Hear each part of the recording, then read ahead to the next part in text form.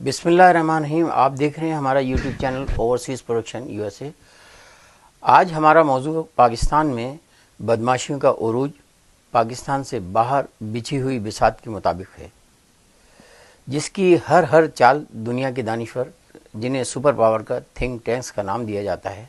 اور پاکستان کی تاریخ کی بدترین سیاسی خرابیاں ایک ڈیزائن کے ذریعے کی جا رہی ہیں، اور موجودہ مقبول ترین جماعت اس چال کو بہتر انداز میں سمجھ بھی رہی ہے اور بازی کو بچانے کی سر توڑ کوشش بھی کر رہی ہے. بیرونی بچھی ہوئی بساط کے مطابق تھنک ٹینک جو تھرڈ ورلڈ کی نفسیات کو سمجھتی ہے، اور چونکہ سمجھانے والے ہمارے ہی دوست ہوتے ہیں، وہ تمام سرویز کو سامنے رکھ رہی ہے اور مخالف یعنی عمران خان سے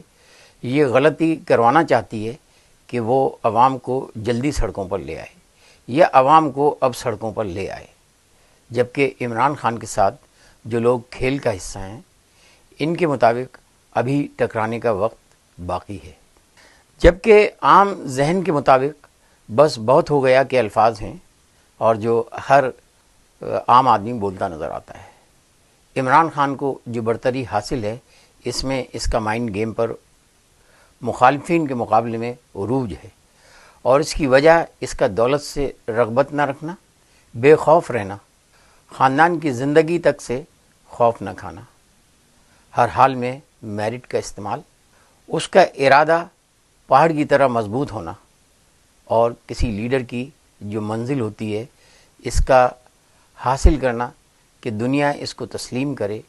جو اسے پہلے ہی حاصل ہو چکا ہے. اس کے مقابلے میں اس کے مخالفین روزانہ چاند پر تھوکتے دکھائی دیتے ہیں، اور چونکہ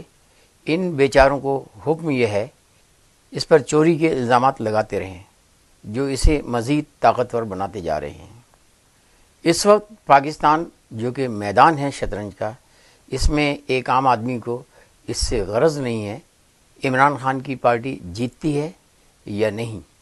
اور وہ سیاست کو پسند کرتا ہے یا نہیں، مگر عمران کو وہ چور نہیں سمجھتا. بظاہر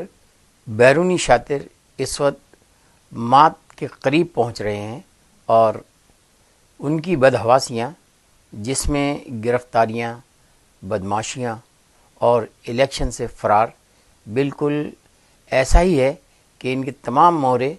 یعنی ان کی چالیں بیکار ہو چکی ہیں، اور موت یا مات سامنے ہے. چونکہ ملک تباہی کے دہانے پر ہے اور وقت ختم ہو رہا ہے، مگر اب بھی سپر پاور کے تھنک ٹینک عمران سے آگے دکھائی دیتے ہیں. اگلے پروگرام میں تھنک ٹینک کی برتری پر گفتگو جاری رکھیں گے. جب تک کے لیے اپنے میزبان جبار میو کو شکاگو ڈاؤن ٹاؤن سے اجازت دیجیے، اور اپنے آپ سے یہ وعدہ ضرور کیجیے کہ کسی بھی ممکنہ الیکشن میں اپنی پسندیدہ پارٹی کو ووٹ ضرور دیجیے، اور اس پارٹی میں موروثی سیاست کے خاتمے کی کوشش کیجیے.